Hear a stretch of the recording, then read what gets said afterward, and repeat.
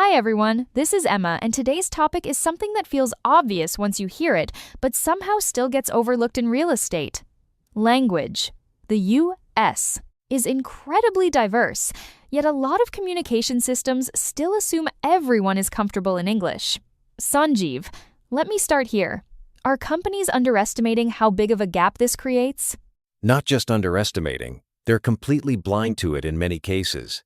Because the people who feel that gap don't complain, they just don't convert. They drop off quietly. That's actually worse, right? Because you don't even know what you're losing. Exactly. There's no feedback loop. No one calls and says, "Hey, I didn't buy that property because your IVR didn't support my language." They just move on to the next agency that feels easier to deal with. And in real estate, easy is everything. It's already a stressful process. Right.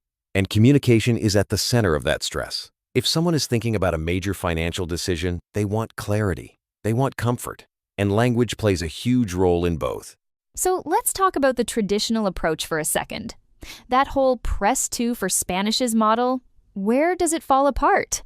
It creates friction immediately. You're asking the caller to adapt to your system instead of the system adapting to them. And even when they press the right button, the experience often feels like a secondary path. Yeah, it always feels like you've been routed somewhere, less prioritized. Exactly.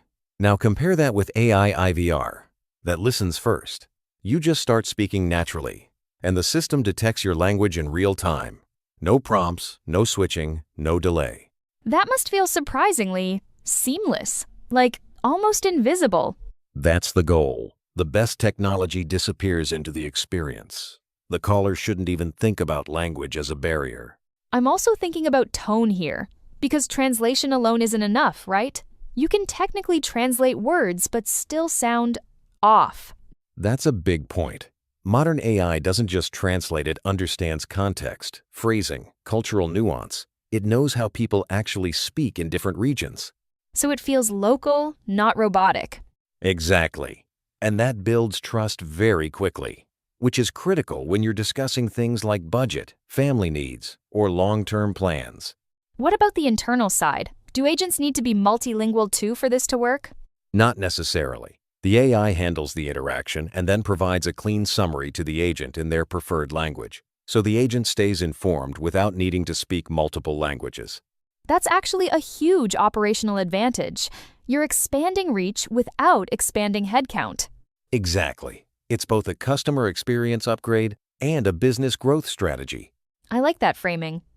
It's not just about inclusivity, which is important, it's also about unlocking demand that already exists. Sanjeev, this one really shifts perspective. Glad to hear that. And for everyone listening, if your system only speaks one language in a multilingual market, it might not be a tech limitation, it might be a growth limitation. Sanjeev, thanks for joining and sharing these insights. It was a great conversation. Thank you, Emma. Always a pleasure. All right, everyone, that's a wrap for today.